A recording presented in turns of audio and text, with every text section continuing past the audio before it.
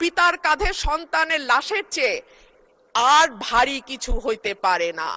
এই যে আমরা যে পরিসংখ্যানগুলো দিচ্ছি মাননীয় স্পিকার, এই শিশুগুলো কোনো না কোনো পিতার কাঁধে কবরে গেছে। আমি তো জানতাম আমি ৩০০ জন সংসদ সদস্যের সামনে কথা বলছি, ৩০০ জন হামের রোগীর সামনে তো মাননীয় স্পিকার আমি কথা বলছি না। মাননীয় স্পিকার, আমাদের মন্ত্রী মহোদয় অত্যন্ত সেনসিটিভ হয়ে গেলেন। উনি লক্ষ্য করলেন না যে আমি সংসদে সভার মধ্যে সীমাবদ্ধ না থেকে কথাটি উত্থাপন করিনি। এটা কিন্তু আমি আমার বক্তব্য দেওয়ার সময় বলি নাই। মাননীয় স্পিকার, আমাদের মাননীয় মন্ত্রী বললেন রোগীকে ভয়ে দেখাতে হয় না, সাহস দিতে হয়। আমি তো জানতাম আমি ৩০০ জন সংসদ সদস্যের সামনে কথা বলছি, ৩০০ জন হামের রোগীর সামনে তো মাননীয় স্পিকার আমি কথা বলছি না। আর সংসদে আমি যদি স্বাস্থ্যের প্রশ্নে বলতে না পারি কথা, সংসদ সদস্যরা যদি ভীত সন্ত্রস্ত হয়ে রোগাক্রান্ত হয়ে যান, তাহলে আর এই সংসদ চালাবো কেমন করে মাননীয় স্পিকার? আমি জুনিয়র সদস্য, আমার বুঝে আসে না। যাই হোক, স্বাস্থ্য অধিদপ্তর জানিয়েছে সর্বশেষ ২০ দিন ১৫ই মার্চ থেকে ৪ঠা এপ্রিল ৯৮ জন শিশু সন্দেহজনক হামে মারা গেছে, আর নিশ্চিত মৃত্যু হয়েছে ১৬ জন। সর্বশেষ ২৪ ঘন্টায় সন্দেহজনক হামে মারা গেছে ৪ জন, নিশ্চিত হামে ২ জনের মৃত্যু হয়েছে। দেশে হামের মৃত্যু হার ছিল ১০ লাখে ১%, আর এখন তা বেড়ে হয়েছে ১৬.৮%। আরো পরিসংখ্যান দিতে পারি মাননীয় স্পিকার, কিন্তু আমি পরিসংখ্যান দেব না। আমি একটা কথা বলি, এই সংসদে যারা বসেছেন আপনারা কোনো না কোনো সন্তানের পিতা, এবং বলা হয় পিতার কাঁধে সন্তানের লাশের চেয়ে আর ভারী কিছু হইতে পারে না। এই যে আমরা যে পরিসংখ্যানগুলো দিচ্ছি মাননীয় স্পিকার, এই শিশুগুলো কোনো না কোনো পিতার কাঁধে কবরে গেছে।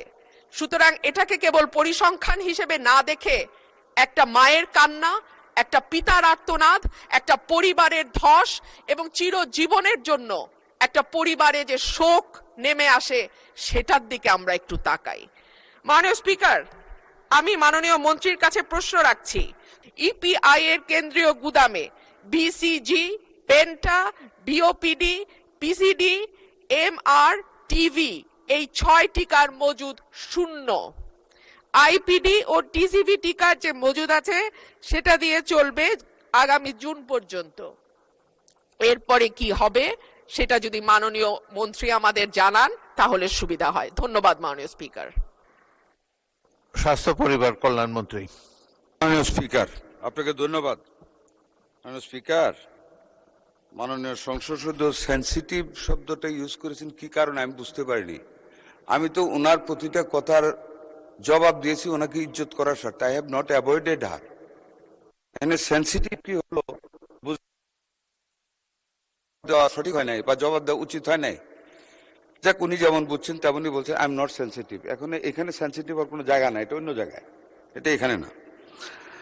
আর সন্তানের পিতা আমরা সবাই আল্লাহর রহমতে, কাজে আমাদের দরদ আছে। সন্তান মারা গেলে পিতার কাঁধে যে এটার ভার কত বেশি এটাও কিন্তু জানি।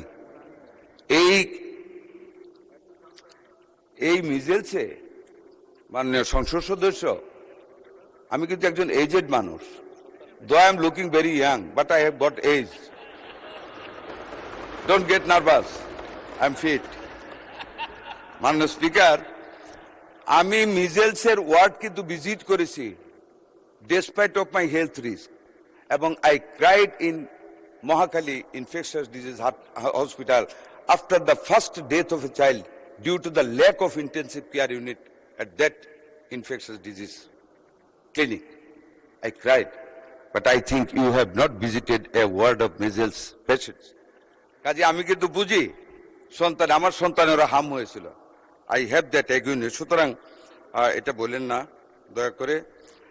আরেকটা জিনিস আপনাকে বলি, পরিসংখ্যান বিষয়ে একটু দয়া করে ক্রস চেক করবেন। শুধু একটা পত্রিকা উঠলে এটা আপনি আনছেন, আপনার কোনো দোষ নাই। I am not blaming you মাননীয় সংসদ সদস্য, বাট একটু ক্রস চেক করেন। এই গভর্নমেন্ট আমরা কিন্তু we are committed to the welfare of the people. We are committed to do something under the leadership of able leadership of mister Tarique Rahman, the honourable prime minister. কাজে একটু cross check করিয়েন যে এই জিনিসটা আপনি দিয়েছেন মৃত্যুর ঘটনায়। আপনার মুখেই কিন্তু একটু কন্ট্রাডিক্টরি বলেছেন।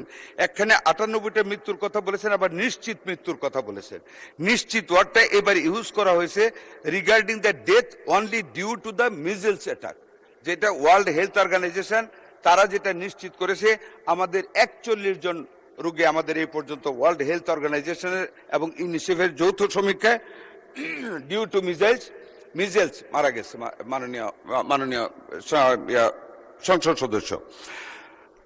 আর আপনি যেটা বলেছেন যে সংসদে বলা, আমি কিন্তু আপনাকে সংসদে বলতে নিষেধ করিনি মাননীয় সংসদ সদস্য। মাননীয় স্পিকার, আমি ওনাকে বলেছি যে হাম হইলেই ভবিষ্যতে আমাদের সব শিশু ধ্বংস হয়ে যাবে।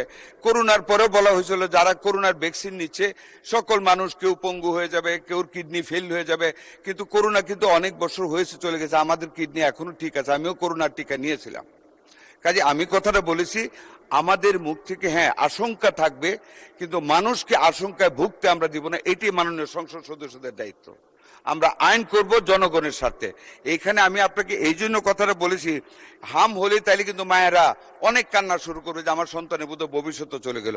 Only for that end in view মাননীয় সংসদ সদস্য আমি বলেছি প্যানিক না সৃষ্টি করার জন্য আমরা কিন্তু ফাইট করতেছি মাননীয় স্পিকার এটার বিরুদ্ধে। আশা করি মাননীয় সংসদ সদস্য ভবিষ্যতে আমাদেরকে ওনার ধারণা দিয়ে, জ্ঞান দিয়ে যাতে সেন্সিটিভ না হই আমাদেরকে সাহায্য করবেন। আপনাকে অনেক ধন্যবাদ মাননীয় স্পিকার।